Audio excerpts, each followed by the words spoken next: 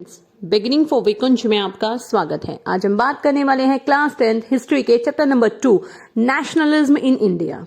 Okay, तो ये इस चैप्टर का पार्ट 10 है और इससे रिलेटेड बहुत सारे जो इससे रिलेटेड जो पार्ट्स है, लाइक रॉलेट एक्ट क्या है, आइडिया ऑफ सत्याग्रह क्या है, ठीक है, जलियांवाला मैसेकर क्या है, वो सारे जो पार्ट्स हैं वो पहले अपलोड हो चुके हैं। उनके लिंक आपको डिस्क्रिप्शन में मिल जाएंगे। अगर आपने वो वीडियो नहीं देखी है तो आप उनको भी जाइए और देखिए, जिससे कि आपको पूरा चैप्टर कंप्लीटली समझ में आ सके, तो कोई भी आपका जो टॉपिक है वो चैप्टर का ना छूटे। तो आज की हमारी वीडियो में हम डिस्कस करने वाले हैं how participant saw the movement. ठीक है, कि कौन कौन से ऐसे पार्टिसिपेंट हैं जिन्होंने सिविल डिसोबीडियंस मूवमेंट में पार्टिसिपेट किया था और उसके पीछे पर्पस क्या था, क्यों किया था। ठीक है, मैंने इससे पहले आपको बता चुकी हूं कि गांधी जी ने क्या नॉन कोऑपरेशन मूवमेंट की स्टार्टिंग की थी, जिसको कि हम खिलाफत या नॉन कोऑपरेशन भी कहते हैं, और उसमें किन किन अलग अलग लोगों ने उसमें पार्टिसिपेट किया था। लाइक क्या नाम है, एक तरीके से मिडिल क्लास लोगों ने, ट्राइबल्स ने, ठीक है ना, वर्कर्स ने, ठीक है ना, प्लांटेशन जो वर्कर है उन्होंने पार्टिसिपेट किया था और उसके पीछे उनके पर्पस क्या क्या थे।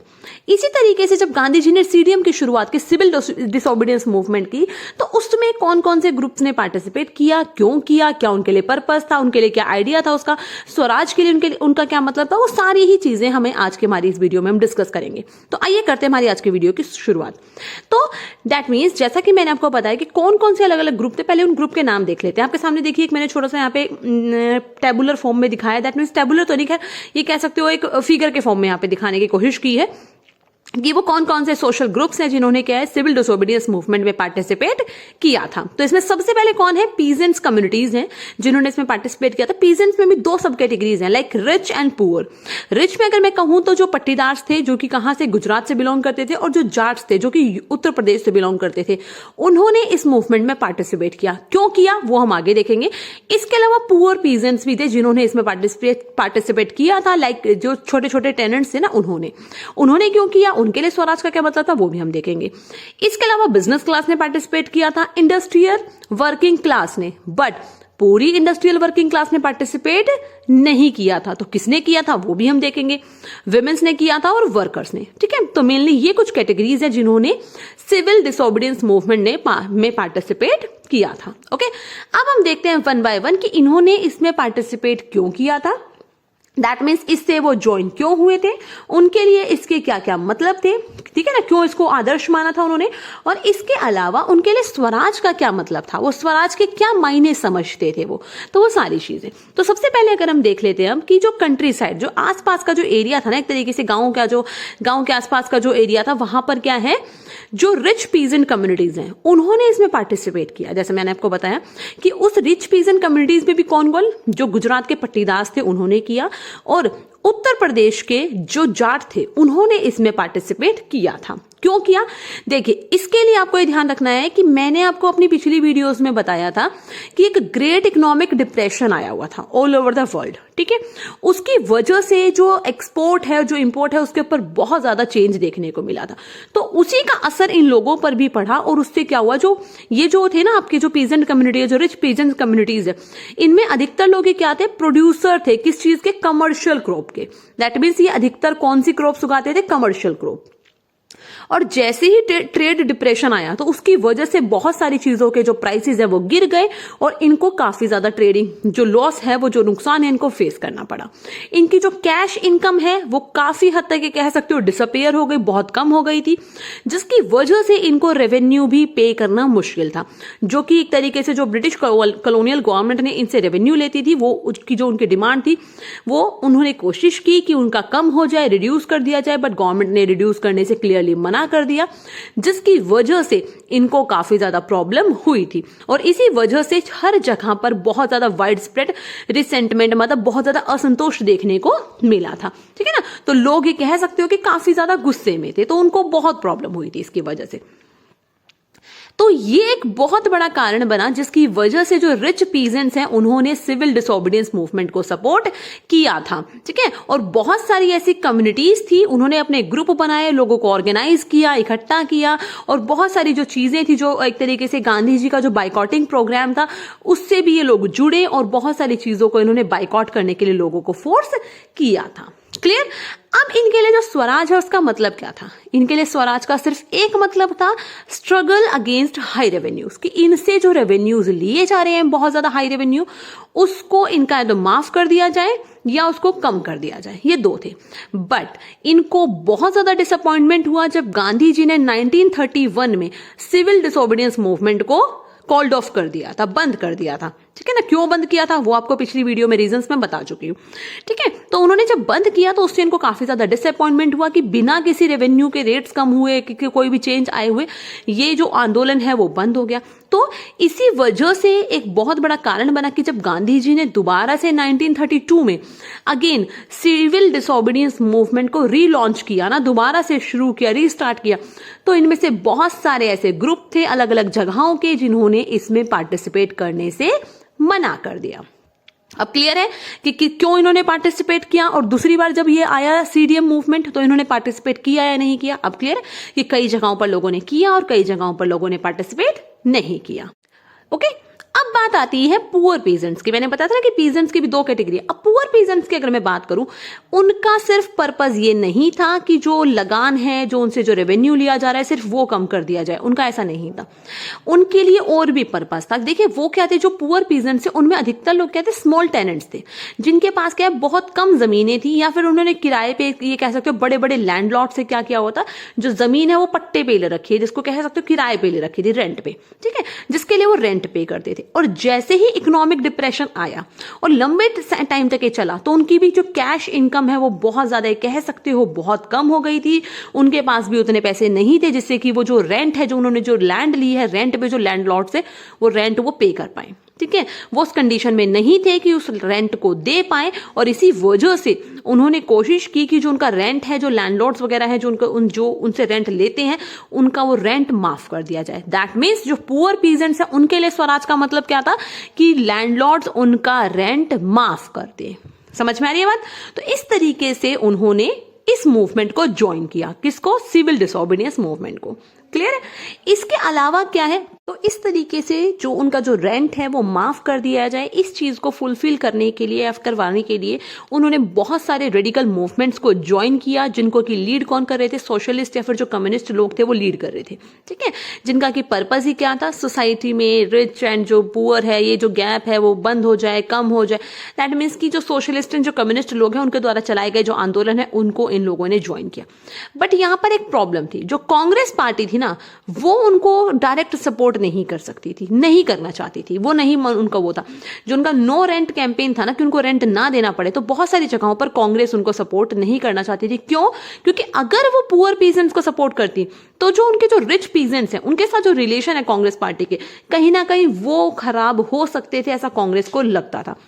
दैट मीन्स कि उनके उस रिलेशन पर असर देखने को मिल सकता था। इस वजह से बहुत लंबे टाइम तक जो कांग्रेस है और जो पुअर पीजेंट्स हैं उनके बीच का जो रिलेशन है वो सही नहीं रहा था, उसके अंदर काफी ज्यादा प्रॉब्लम बनी रही थी। ठीक है ना।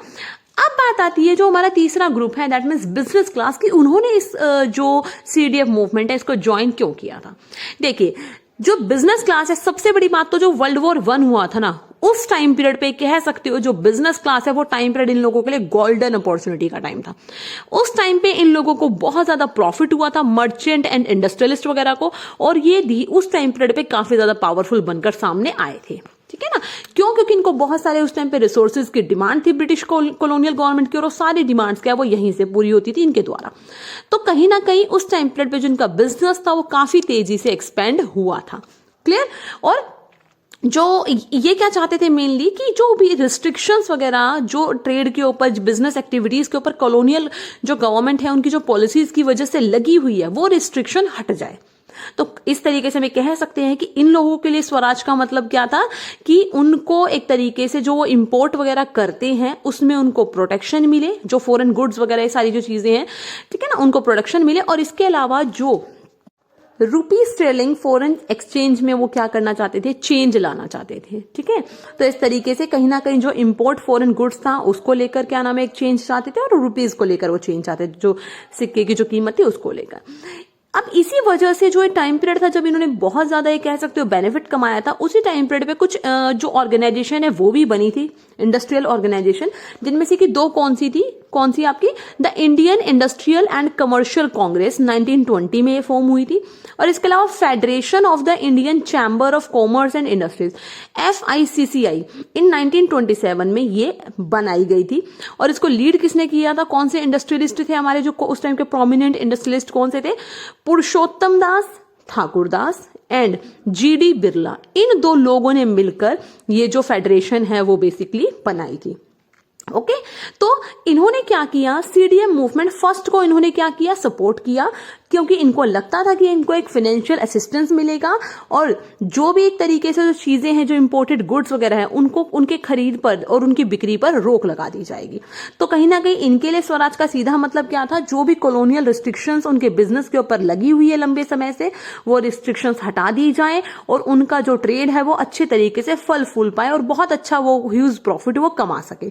ठीक है, तो इस वजह से क्या है वो CDM मूवमेंट को उन्होंने सपोर्ट किया। बट जब CDM मूवमेंट अपने जो कह सकते हो गोल्स को अचीव किए बिना ही रुक गया और क्या नाम है, तो उस वजह से उनको काफी ज्यादा प्रॉब्लम हुई और उन्होंने जब नेक्स्ट टाइम जब सिविल डिसोबीडियंस मूवमेंट आया तो इसमें से भी काफी लोग ऐसे थे जिन्होंने इसको सपोर्ट नहीं किया। देखिए एक तो बहुत बड़ा कारण था जो गोलमेज जो राउंड टेबल कॉन्फ्रेंस हुई थी ना उसका फेल हो जाना। ठीक है, उसकी वजह से काफी ज्यादा असर पड़ा। दूसरा इनको ये लगता था कि जो पॉलिटिकल एक्टिविटीज होती है ना, क्लियर, जो सोशलिस्ट वगैरह जो एक्टिविटीज करते हैं और जो कांग्रेस के जो यंग लीडर्स हैं वो जो एक्शंस लेते हैं, जो मूवमेंट चलाते हैं, उसकी उन एक्टिविटीज की वजह से कहीं ना कहीं डरे हुए थे। इनको लगता था कि जब भी वो कोई आंदोलन करेंगे तो उसकी वजह से इन लोगों को काफी ज्यादा लॉस फेस करना पड़ सकता है। तो कहीं ना कहीं ये उन चीजों के खिलाफ थे, ये कह सकते हो उन चीजों को ये उतना ज्यादा पसंद नहीं कर रहे थे और उन चीजों से डरते थे। क्लियर। नेक्स्ट अब हम बात करते हैं कि कौन सा ग्रुप था हमारा, इंडस्ट्रियल वर्किंग क्लास। जैसा कि मैंने आपको बताया कि पूरी इंडस्ट्रियल वर्किंग क्लास ने CDM मूवमेंट में पार्टिसिपेट नहीं किया था, सिर्फ नागपुर रीजन के जो इंडस्ट्रियलिस्ट वर्कर थे उन्होंने इसमें पार्टिसिपेट किया था। ठीक है ना, सिर्फ उन्होंने। देखिए क्यों कारण था, क्योंकि जो कांग्रेस पार्टी है वो इंडस्ट्रियलिस्ट लोगों के काफी ज्यादा पास थी और इसी वजह से जो वर्कर्स हैं वो उनके साथ नहीं आना चाहते थे और वर्कर्स उनसे दूर हटते थे। क्लियर। और इसी वजह से जब कांग्रेस ने कोई भी आंदोलन चलाया तो वर्कर्स लोग उनके साथ उसमें खड़े नहीं हुए, क्योंकि वो ये देखते थे कि कहीं ना कहीं जो बिजनेस क्लास है उन लोगों को कांग्रेस पार्टी सपोर्ट कर रही है।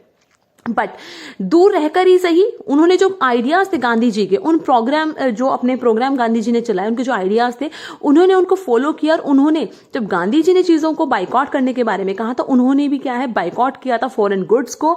और कहीं ना कहीं उनके अपने खुद के कुछ मोटो थे जो कि वो चाहते थे कि फुलफिल करवाए जाए।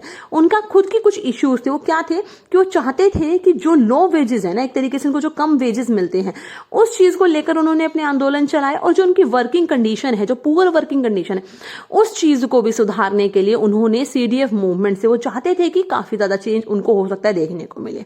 जैसा कि मैंने बताया कि हर जगह के वर्किंग क्लास ने इसमें पार्टिसिपेट नहीं किया था, सिर्फ नागपुर के ने किया था। बट बहुत सारी जगहों पर जो रेलवे वर्कर्स हैं उन्होंने 1930 में हड़ताल की थी, डॉक वर्कर्स ने 1932 में हड़तालें की थी और छोटा नागपुर टीन माइंस में क्या है एक तरीके से 1930 में हजारों की संख्या में वर्कर्स ने हड़ताल भी की थी। और जब वो रैलियां निकाल रहे थे तो उस टाइम पर उन्होंने गांधी टोपी लगाकर जो रैलियां वगैरह है उसमें पार्टिसिपेट किया था और चीजों को बाइकआउट किया था और लेट मींस बाइकआउट कैंपेन से भी ये लोग जुड़े थे। तो इस तरीके से कह सकते हैं कि कई जगहों पर वर्कर्स ने भी इसमें पार्टिसिपेट किया था।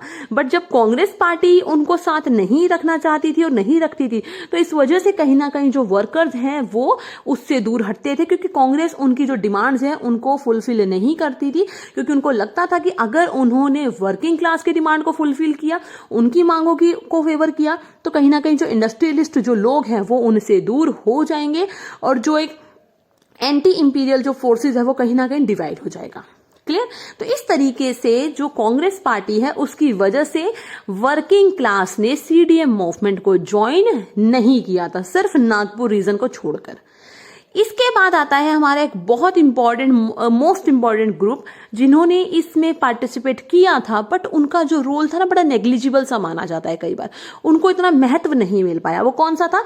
विमेन। ठीक है। महिलाएं भी ऐसी थी जिन्होंने सीडीएम मूवमेंट में हजारों की संख्या में बहुत बढ़ चढ़कर हिस्सा लिया था, ठीक है। और इस चीज की शुरुआत उनकी सॉल्ट मार्च जो थी ना, दांडी यात्रा, उसी टाइम पर से हो चुकी थी, जब गांधी जी कहीं पर भी जहां रुकते थे और जब भाषण देते थे तो बहुत सारी महिलाएं अपनी घरों से निकलकर आती थी, उनके भाषण को सुनती थी।